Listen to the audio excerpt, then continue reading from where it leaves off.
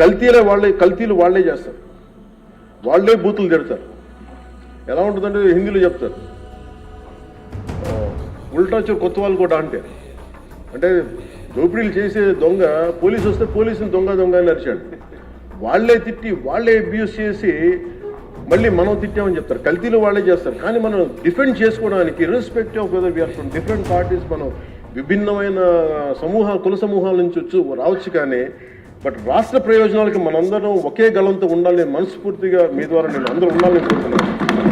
ఎందుకంటే నాకు మీకు ప్రజల ఆకాంక్షలు ఎలా ఉంటాయో తెలియదు, ప్రజల ఆశయాలు ఎలా ఉంటాయో తెలియదు.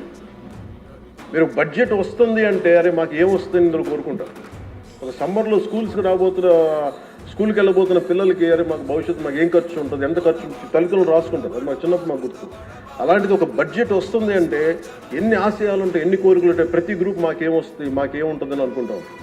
ఇది మేమందరం ఈ రోజున బడ్జెట్లో అందరికీ ఎంత తృప్తిగా ఉంటుందో నాకు తెలియదు. కానీ one commitment to people I can say, ఒక 15 ఏళ్ళు మేము ఈ రాష్ట్రం కోసం ఈ అలయన్స్ ద్వారా మేము పాటుపడతాం. దానికి మేము చిత్తశుద్ధిగా త్రికరణ శుద్ధిగా అద్భుతంగా ఉండాలి రాష్ట్రం మనస్ఫూర్తిగా నేను కోరుకున్నాను అధ్యక్ష.